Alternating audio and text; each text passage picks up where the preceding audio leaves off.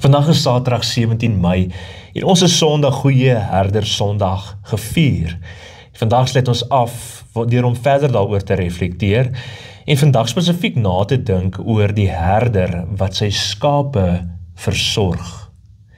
Daar's 'n pragtige storie van 'n jong man uit Engeland wat in die Australiaanse Outback gaan kuier het.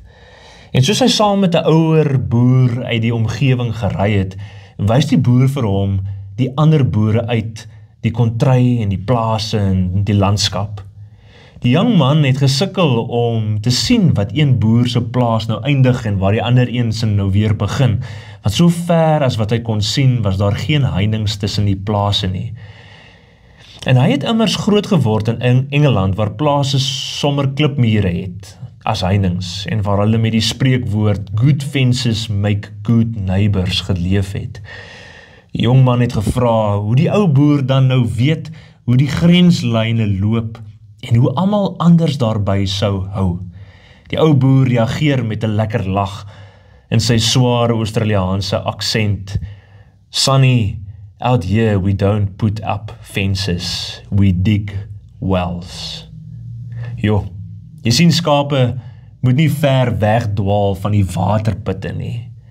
God se hartklop vir jou en my is om naby die waterput te bly, naby die ware bron van lewende water. Miskien met ons waterputte sink met die wete dat God is daar en met die wete dat skape net nooit ver sal wegdwaal van daardie waterbron af nie. Psalm 23 vers 1 verklaar die volgende: Die Here is my herder, niks sal my ontbreek nie. Die goeie herder sorg vir elke behoefte van sy skape. Ons moet net by hom en in hom bly, naby die waterput, die bron van lewende water. Die herder se sorg is volledig, fisies, emosioneel en geestelik. Bly net naby die waterput.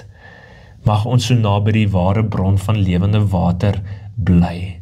En mag die Here ons gebruik om saam met hom waterputte te sink vir mense.